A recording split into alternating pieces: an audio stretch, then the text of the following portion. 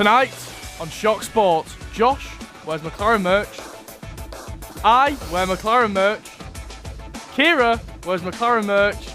And Aaron, well, he wears Mercedes merch. We'll be covering everything in the F1 special tonight, ahead of the season starting in 9 days' time. But first up, we've got a little bit of Fleetwood Mac and the Chain.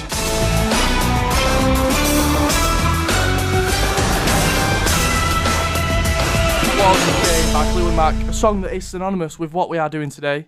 Formula One, if you watched the BBC's coverage of the early 2010s when Sebastian Vettel was winning, you'll know that tune. And I do. That's the song that I associate with Formula One, but I think it's time we introduce who we've got on. Josh, you're a regular, aren't you? Yep, making my return once again. Yep. But we've got two debuts. And one from producer Aaron, who's never normally in front of the camera.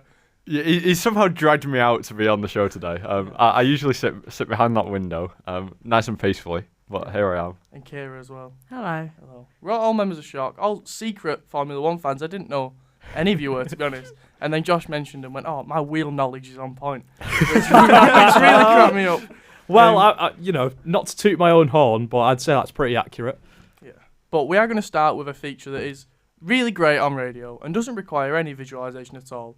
But if you do watch it on YouTube, you'll be able to see on the Shock TV YouTube channel. Oh, do you want me to edit that in, do you? Yeah. Yeah, okay. Cheers, well. We're going to rank deliveries. I'm going to ask you for your top 3 favourite ones and your bottom 1.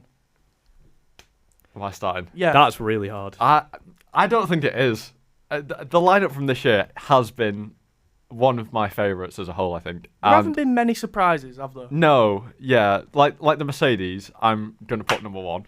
Oh, I have to. You have to back your team. It's a bold decision. It's my second favourite Mercedes livery of all time. Favourite being last year's, which is controversial because not many people like that. Second, I'm going to put the Alpine. They've done very well this year with that livery. I'm going to go third with Ferrari, which is another hot take. I liked the HP. I like the contrast. And the opposite with the darker red. A lot of people don't like the massive blue logos everywhere, but I'm personally quite a big fan. Bottom for me is going to be Red Bull. It's been the same thing for the past God knows how long. They've not changed it up at all. It's just boring at this point. They need a new designer. Go on, Ciara. Okay. So my top one is Alpine because I really like the blue and the pink, and I think it makes it look really nice. Then I put Ferrari, because I think the white, I love the addition of the white. I think it makes it look really cool. And then, I'm going to back my own team and say McLaren.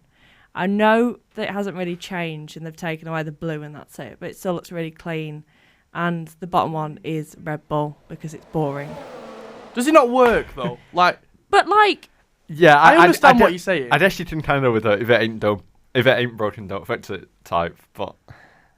I really it like gets to a point now where the it's just Infinity Red repetitive. Bull, where it was a little bit of purple in there. Yeah. The blue, that sort of tint. There was a bit more of a shine on the blue, and it wasn't matte. And in all weather, it looked great. That's the Red Bull I really like. Can we give Back a in the special glory mention days. to the sister team of Red Bull as well? Oh, we'll get to that. Oh, we're getting to that. Okay, right. Okay. I'll leave Go on, that Josh. for time Trying to being. give your. So I've gone for Ferrari actually at my top. Number 1. The only criticism I have of this livery is the fact that the rear wing has now got the HP branding on it. I did love the Ferrari branding on the back of that. I thought it was just so iconic.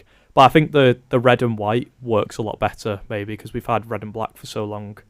Number 2, I've actually controversially gone for Haas.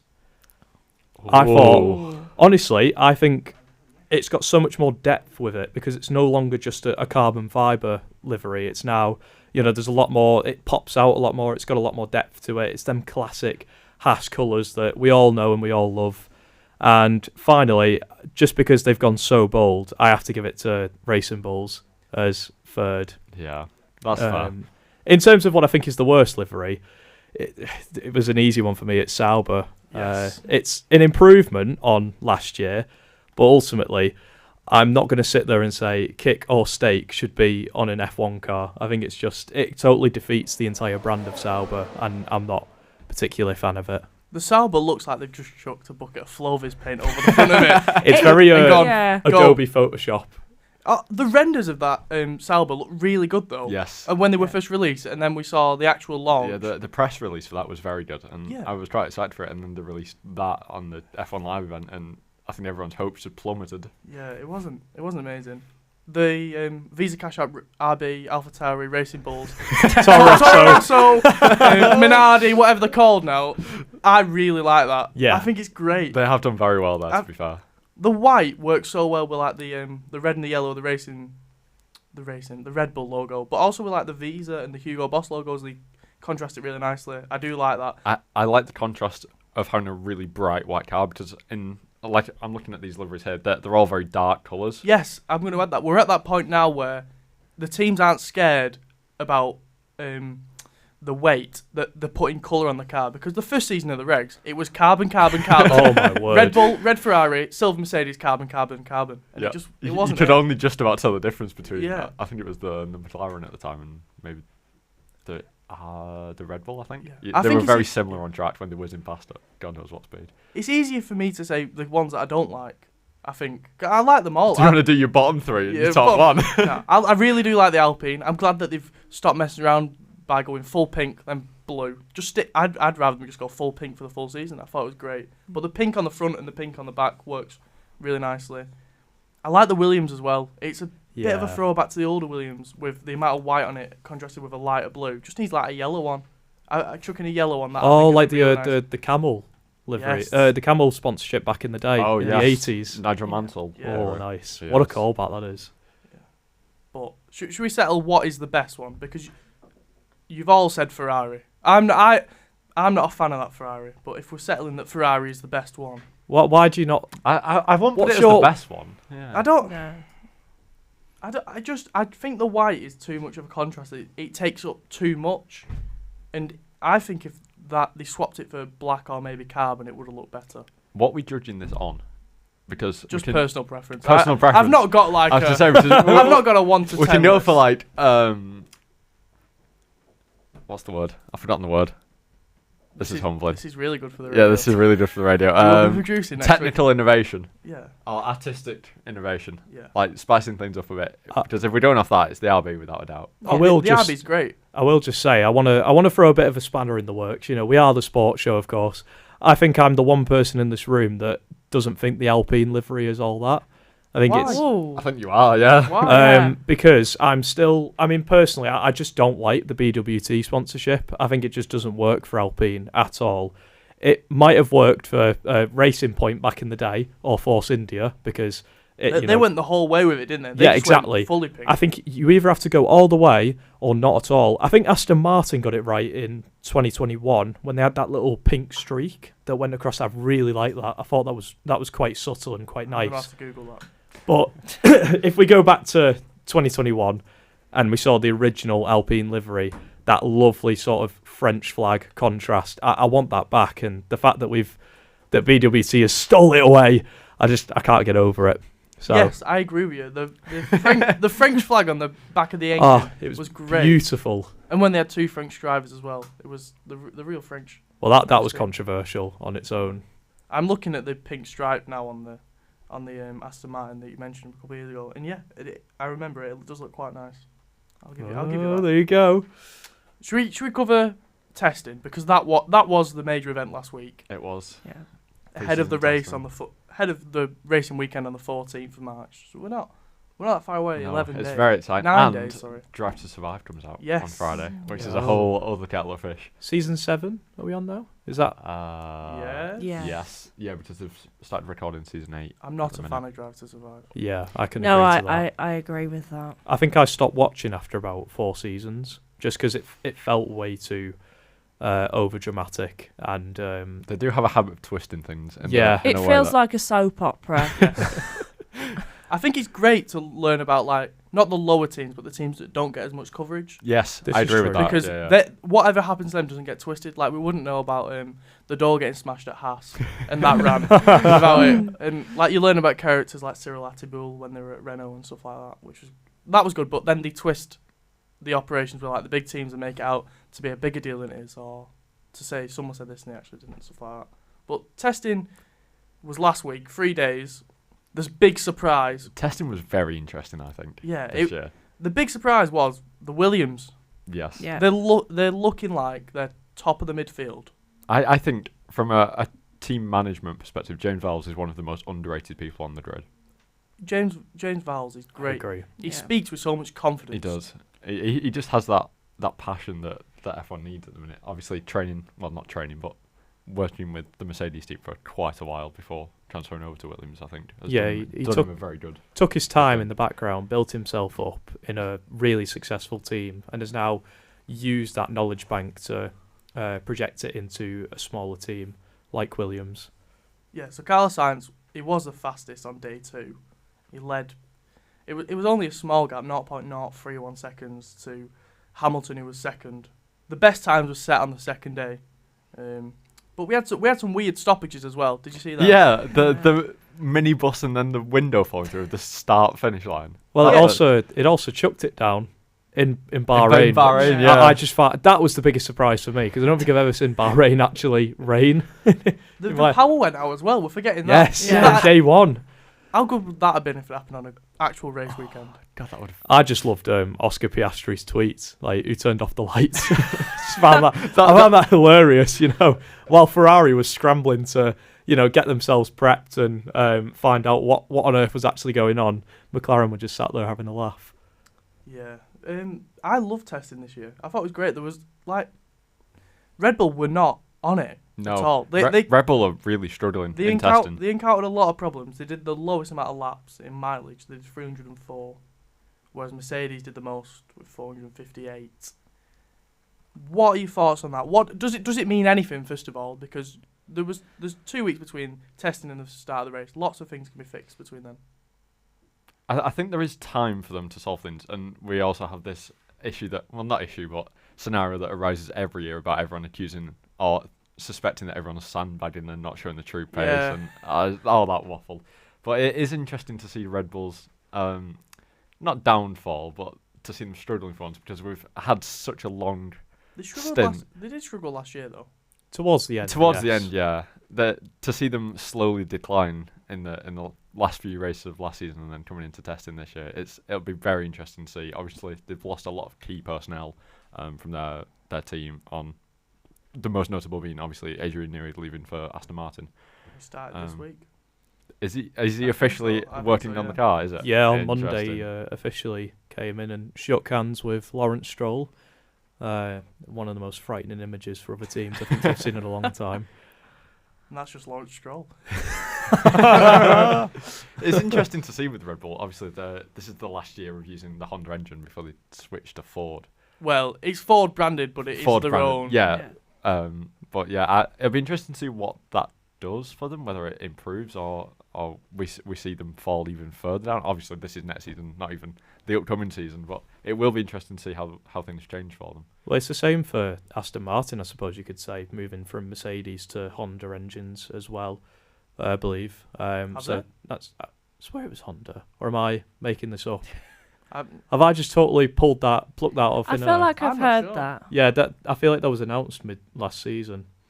I feel like Aston Martin is sort of on the Red Bull train, but probably a decade behind where they want to end up doing their own engines. Because it does feel like Honda's kind of touch and go. They're always moving in and out of.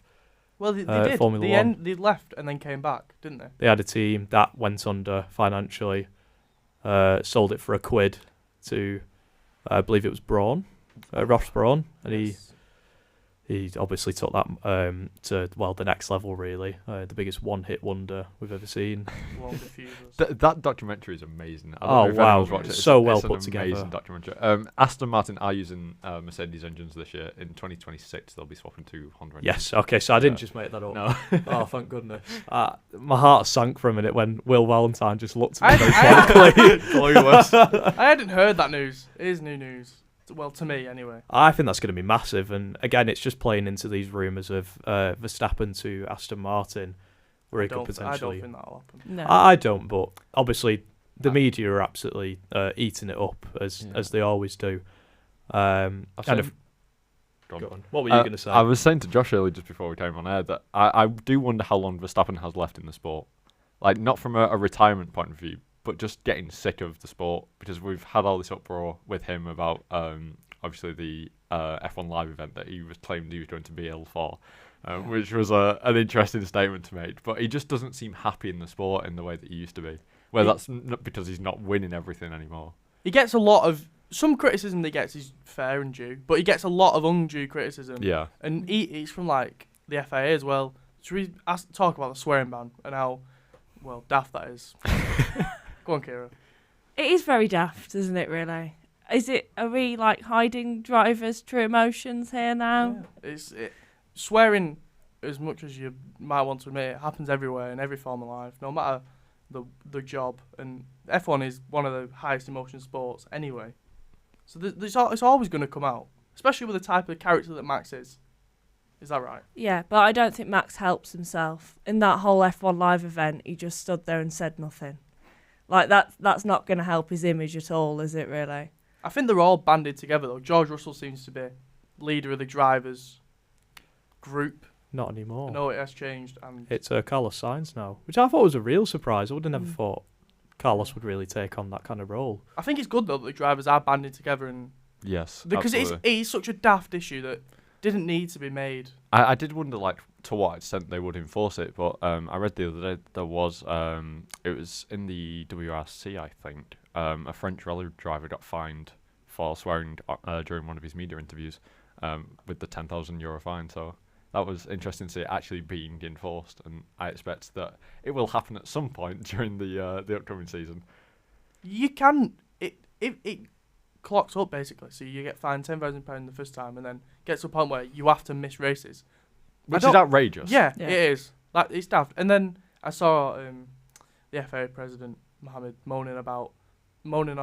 swearing on the radio. Sorry, but they pick the radios to go out, so don't play the radios that swear. Yeah, that's down to broadcasters And it is rather bleeped than... as well. So it is a bit backwards. Like, it's very draconian. Stuff's gonna happen at the highest pressure points, and you can't be PG at them times, can you? I think I agreed with Gordon Ramsay on his take on it. I don't know if you saw that. What, Yeah. when he swore? Yeah, when he Yeah. actually Yeah. swore on her, I found that hilarious. Like, I just thought, it's a great way to, I guess, stick it to the FIA, and even when they got presented out, they were getting a mass amount of boos.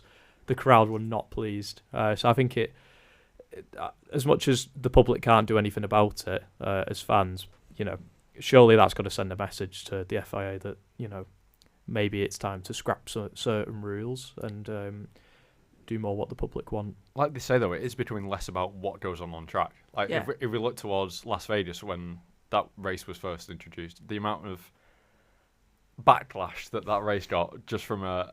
Very politicised. I think that's the yes, best way to put the sport. that's a very good way of putting it. There's a lot of money involved rather than the true intentions of... Not intentions, the true wants and needs of the actual sport. Like, we looked at, like, say, Las Vegas. We had the whole thing with that pothole drain thing flying out. That was 2 years ago. That's mental that was 2 years ago, and then obviously causing chaos around the city. For all the Ferrari reasons. really weren't happy with that. No, they because weren't. their engine got damaged by the circuit, but then they had to take a 10-place penalty to Yeah. fix their engine. Yeah, It was Which was- absurd. Yeah. Well, we've covered testing and we have covered the livery rank. We're going to go to a little bit of a song, and then we'll be back for the prediction for the drivers and the constructors.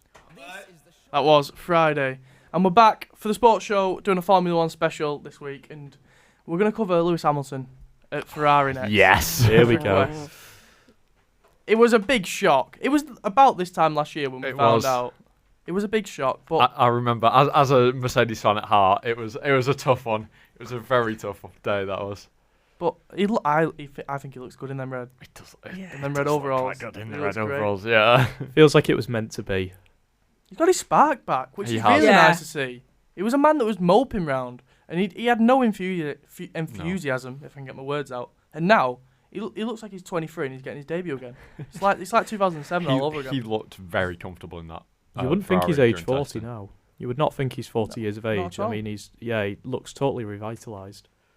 What are your predictions then for Hamilton? And then we'll move on to predictions for the season. Because that Ferrari was very, very, very consistent last year.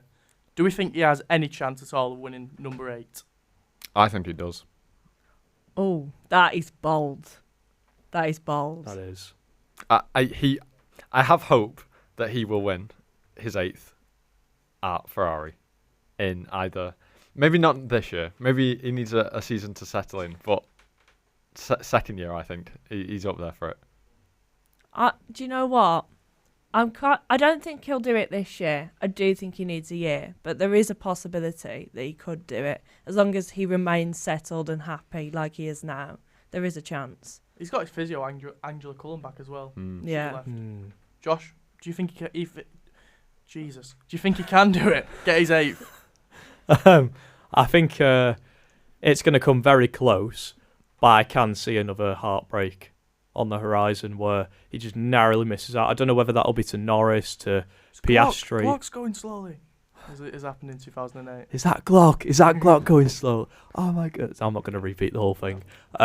Again, I'll be writing off Charles Leclerc. I was about to say, his immaculate maturity that he's in now. How do we feel about Charles as a whole? Like, obviously Fred's come in, and as far as I'm aware, he is the only reason that I love Fred. I think love Fred's Fred. great. Fred's But I think brilliant. he's the only reason that Lewis Hamilton is at Ferrari. I think anyone else, and they wouldn't have signed him. Fred for sure is a smooth talker. Like, He is. I mean, if you've seen the amount of teams that have got pocketed by Ferrari, like for the staff, Red Bull, Mercedes, they're all packing the bags. Yeah, and trotting on. I think we do forget like the amount of change that's happened behind the scenes at Ferrari, as well as obviously the so big names streamlined now. Yeah. Like the first year of the new regs, they were going to like plan D, E, and F, and it was all going wrong. And we saw Leclerc crashed at France on his own accord, and then the car blew up in Austria, and then they've just sort of been existing since then. And last year was the first time where I went, they're actually quite good here. They know what they're doing, which they've done so many daft mistakes under Binotto. Binotto, it seemed like a circus at times. Well, you consider the fact that they actually nearly came close to winning the title last year, had it gone another way. Yes, they did. And no one had them on the radar at all. It very much was McLaren or Red Bull. And then here was just this this team in red that just kind of spawned in out of nowhere, really, and started to mount a challenge. But yeah, they've come a long way. I think Vachon was always destined to be team principal for Ferrari. His experience, owning, being a manager for ART for all those years, his time at Sauber, it was just it was a match made in heaven, I think, and we're finally starting to see the rewards get reaped. Two of you have said that all three of you have said that Hamilton could possibly do it. Maybe not this year, but next year. Who do we think will do it this year then? I can see Norris. Yeah, it's got to be Lando's time this year, surely. It's been long enough at this point. He needs to pull his finger out. Is it not a little bit of immaturity that Norris still has? We saw times last year that he, I think, spitting his dummy out, puts it a bit lightly, and he was Piastri's teammate, lay down more than once for him. At Hungary, the prime example. If you ask me, and again, I'm not trying to sound like the different guy. I'm not trying to sound like the Paul Merson of this this room, but I actually think that it could be Piastri. Because I honestly, I don't think I've seen a rookie in this long who's come in with such maturity, consistency. He has been the most consistent driver in the past 2 years that he's been in the sport. Just works well as a teammate for Norris to help the constructors. But I can see where he just comes alive in his third year. He's had the 2 years where he's built up. He's got used to having such an aggressive teammate like Lando. I think if McLaren do have the car that they say they have and have shown in testing, then it could really be an amazing year where we could see a shock. You're all very staunchly anti-Red Bull. Do you think any of the Red Bull drivers have a chance? I don't think Liam Lawson No. was first the correct choice, and second of all, will be able to compete at a level that will...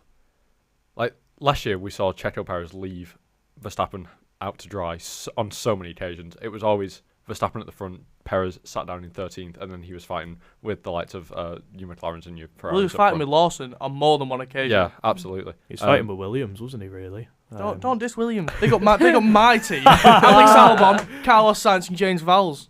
Who knows? There could be a new permanent midfield outfit. I was about to bring up Williams in this. I have high hopes, as we said earlier, for them. I do. You're hoping, aren't you? I went to Silverstone, and I've loved Alex Albon for ages. I think he's just... Oh, he is class. He's great. He's a cracker. He's a good laugh, and he's a good driver as well. Like he's pulled it out of the bag on a few occasions. And getting Carlos Sainz, we were saying it's a step down. Doesn't look like it has been much of a step down this time. No. Considering they finished 9th last year in the constructors, and now they're looking like the top of the midfield. Is that not a great bit of business by Williams? Yeah, Yeah, Carlos has made a great move, and for himself, considering the circumstances. And yeah, if there was anyone that was the Swiss Army knife of F1, it's him. Every team he's gone. True, in. that is the best thing that I've heard. Yeah. Toro Rosso, Renault, McLaren, Ferrari, Williams. Every single time he's looked on the pace, consistent. And you consider the teammates he's had. He started with Verstappen when he was, quite a young lad with a lot of pace and a proper attitude as well. He's had Leclerc, he's had Norris. Hulkenberg as well when he was in arguably his prime. The list just goes on. He's consistently looked like he can go in any car and perform at a really high standard.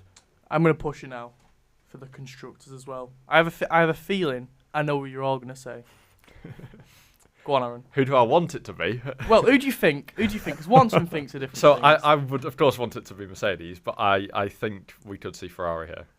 Did not expect that. I was not. I thought you were all going to say McLaren. No. I think Ferraris, as a package, are the better team. What do you think Ferrari's McLaren. got the best driver partnership on or as a whole team? As a whole team, not just drivers, I think they are going to be one of the strongest teams, if not the strongest team this year. You've made the argument now, and I don't know. I might agree with you there. I thought everyone would say McLaren. I was going to say McLaren, but my only worry with McLaren is Norris and Piastri and their relationship, and sometimes they don't necessarily work together very well. Is that not management's fault though? Because Zach Brown's not the team principal, and he does act like it. And Andrea Stella is the team principal. Is there not a bit of uncertainty of who's the leader, who's giving out the orders here? Because we saw multiple times last year. It was papaya rules. What was papaya rules? Goodness me. I just think Zach Brown sticks his nose in so much. That's my opinion. Zach Brown. Yeah. He's very much like Yeah. He's good though. You can't deny him. No. He ultimately is the man that saved McLaren. He's great for Netflix. Wow. He is good for Netflix. Oh, they absolutely love him though. Yeah, they do. They do have the favourites at Netflix, don't they? Yeah.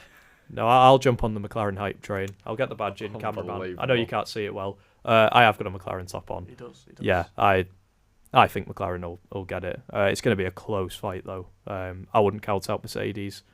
I do rate Antonelli. I think he could really surprise a few people in his first year. And George Russell, is just immaculate quality in a team that maybe isn't giving him what he deserves.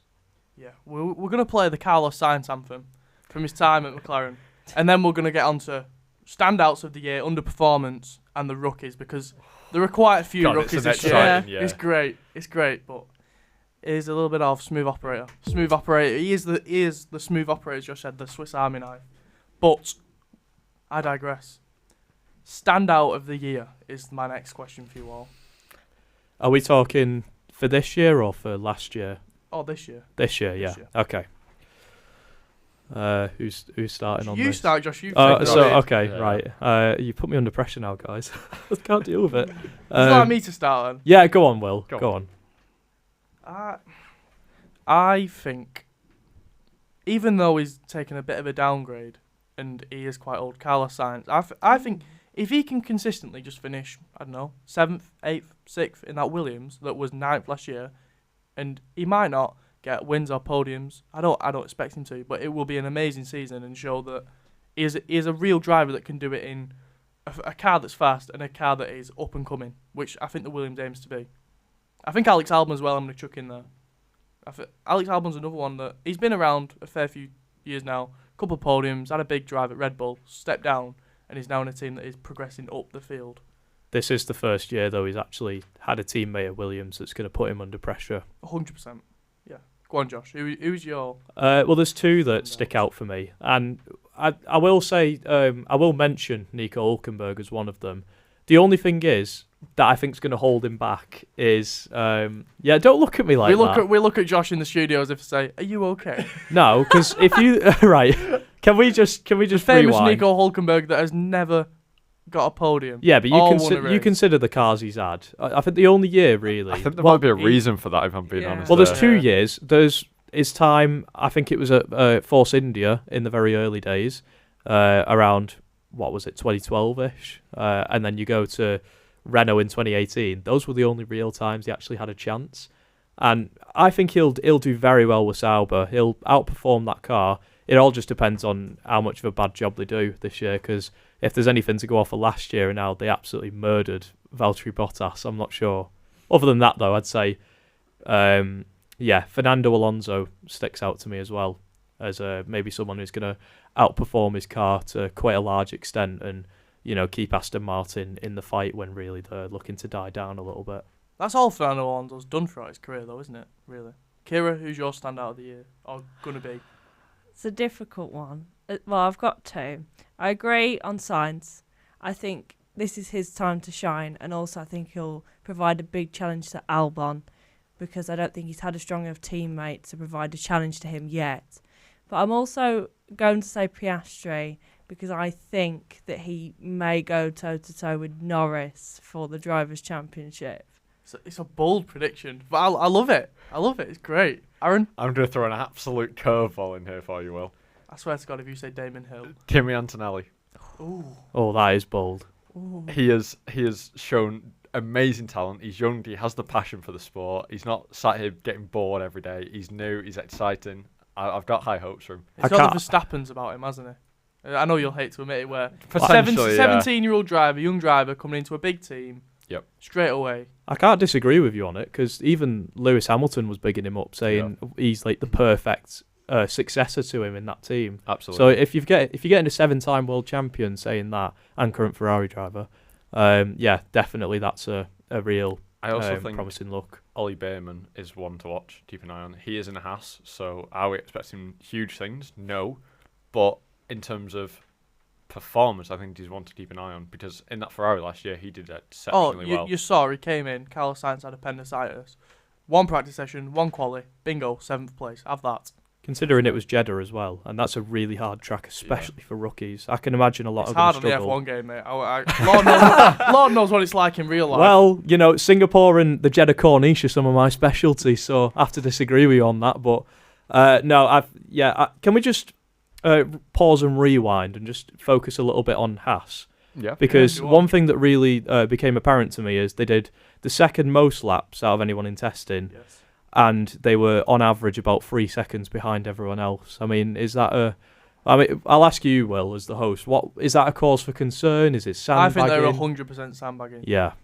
We saw last year there were times where the whole field was in a second of each other in qualifying, and even less at times. There's no way they are 3 seconds behind. 3 seconds is an outrageous amount in F1. Yes, it's silly. When we're going off tenths and hundredths, and they're 3 whole seconds behind. No, I don't. No. Weren't they one of the teams to take intermediates as well? Yes, I think they were. That was on the first session, I believe. Yeah, so they were. I think they were trying stuff, and I think they're sandbagging a bit. I don't expect them to be first in the table. I really don't. If they are, I'll get a Haas tattoo. Well, I mean, Haas supremacy, I will be there. I don't mind it. Yeah. Esteban Ocon, world champion. Well, Haas do have a rookie, and should we discuss rookies of the year? Because we've got 6, haven't we? Well, Liam Lawson is a rookie because it's his first full year, but he did go in the car last year. At the same time, Jack Doohan, race last year. Yeah. Ollie Behrman had a couple. True rookies. You've got Isaac Hadjar, Gabriel Bortoleto, and Kimi Antonelli. What are we expecting from them? Any of them? I think there's going to be a very big contrast between those that have raced in F1, like from last season, and the new newbies. So, Hadjar, Bortoleto, and Antonelli, you're saying there's going to be a bit of time to maybe get the foot in, understand the car. I think it'll take them a while to get used to the because it's a drastically big step up from F2 if we think about it. Oh, yeah. Have they all come from F2? Yes. Have they? Okay, this is good. But yeah, I think it's a very big step up, and those that have already experienced it and know what goes on are going to be a lot more comfortable in their own cars than the rest of them that haven't. Like I said earlier about Kimi Antonelli, he looked very comfortable in the Mercedes during his little stint that he did. Are you thinking that Antonelli's going to be? I think he's going to be one of the best rookies. I think Ollie Behrman's going to perform well, but in the car that he has, he won't do anything Substantial. Yeah. I'd say the same about Bortoletto. I thought he was perfect for F1. The championship says it all really last year against Hadjar, but I think again he's going to be one of the best rookies, just not with the car, maybe to prove it. But if we're talking about maybe a flop, a rookie that might not succeed, I would bank money on Hadjar. I think he's really going to struggle in that kind of environment, and especially with Tsunoda as his teammate. Tsunoda is really consistent if we just talk about him. There were times where he just finished 11th, 12th, 10th, 10th, 11th, and he's really consistent, really just on it. And even in the Red Bull, it's quite a... He's also very intense. Yeah, I think that's fair enough to say. Speaking of swearing ban, don't play his radios next year. Should we talk on Jack Doohan? Any thoughts on Jack Doohan? He raced one race last year, coming in for Ocon. Bit of a sly move, nothing to do with Doohan though. Poor lad's under pressure. Having Franco Colapinto become Alpine reserve, that's really... Yeah, he's sat in the wings waiting, isn't he? Yeah, the media's just... Alpine know what they're doing. They've ate him for breakfast, the media have. Alpine have been known to maybe not treat their drivers very fairly and very well. Yeah, I was about to bring up the same thing about Liam Lawson. Red Bull obviously have a history with their young drivers and not treating them potentially as they should. Not giving them a chance. I think that's not giving them the chance. Yeah, that's better. We've seen that numerous times over the years, and I do fear that Liam Lawson may become one of those people. Yeah. Right, we're gonna play a song from probably my favourite film growing up, to be honest, and it is car related. This is Rascal Flatts with Life is a Highway by Rascal Flatts. It is 10 to 7. You've got the new show coming up. The end of the sports show Formula 1 special is coming, but we are just going to touch on underperformance of the year and what we expect from Albert Park quickly. Who do we think is going to be the bit of a stinker? Josh. Hello, Crofty. So I have been waiting to do that all show. It's lights out and away we go. Sorry, 2 secs, Ted. Right. Biggest flop. Is that what we're doing? Yeah. Okay. Let me just let my 2 brain cells work overtime for a minute. I think biggest flop is going to be... Yeah, it's going to be Lance Stroll, isn't it? Let's be real. Are we all in agreement? Sorry, Lance. I really wanted to say someone different, but there is no one different. It is going to be Stroll. I mean, he's been on a downwards trend for the past few years. He looked like he was actually getting the hang of it in 2020 when he got pole position in Turkey, and we were like, wow. So this is what Lance Stroll can do. And, it just kind of fell off after that, really. If you're watching, Lance, hello. We'd really like tickets. Sorry, Lance. Come on as a guest too, anytime. I think it might be Liam Lawson. I was going to say Liam Lawson. I would say Red Bull as a whole was going to be my... Maybe not Max. Max is just... Max is great. He's quality. He's quality. I think the car's going to disappoint them both. Oh, okay. Perhaps. Because they have lost a lot of senior technical people from Red Bull, and I worry that their car will not be up to... You'd hate to be Jos Verstappen, wouldn't you? He's going to have a massive meltdown. That's what I thought. Against Dr. Helmut Marko, it'll come out like it did this year. He'll Allegedly. Have a meltdown. I think Max will have a meltdown over the car. Max's meltdowns are comedy gold as well. They are brilliant. They're it's fantastic. hilarious. It's when he's being sassy on the radio to GP, and GP gives it back. That's what I love. Honestly, there aren't many people I've met with patience like Jean-Pierre Lambias. Just unbelievable. Full named as well. Yeah, Good effort. Unreal wheel. I told you I had wheel knowledge. Can we just, before we wrap up, can we just quickly touch on the inner machinations of Red Bull with Christian Horner? Obviously, what is that word? What does that mean? I'm gonna pretend like I know. Are you referring to the scandal, the oopsie that Christian had a year ago that is now resurfaced? The court case. Yeah, the court case is going to be opened January 2026. This was obviously if you weren't watching last year, he got done for inappropriate behaviour with another member of a female member of staff in Red Bull, which created a lot of Interesting controversy. It was a rocky start to the season. I think that's the best way to put it. Red Bull looked like a really messy team to begin Yes. with in terms of internal. And I'm intrigued by the article that we both read earlier, I believe, that the case isn't being reported by the British media due to a reporting restriction order. So the British media aren't allowed to cover it. That'll get removed, because if it's being reported elsewhere, everyone will soon find out. Exactly, It'll just get the injunction will just get got rid of, as Alfie behind the camera nods his head as he's doing the law module this week. Well, thank you for coming on, Josh. Thank you for having us. It's a pleasure as always. Aaron, you normally sat behind the camera. I know, yeah. but Can I it's go back great next to have week? you. Yeah, you can. Yeah, go thank back. You spoke too much. You can go back to your hole. And thanks, Ciara, for joining us. Thank you. It's all right. Do you know what? You have unexpected wheel knowledge, as Josh Bingham would say. I wasn't expecting it, but Thank you. it's great. We'll be watching, won't we? In 11 days. 9 days. 9 days is, oh my God. Words. I'm overwhelmed. Oh, it's an exciting time, isn't it, Will? It is. 9 days is when the first practice is down in Albert Park, and 11 days is when the race will begin.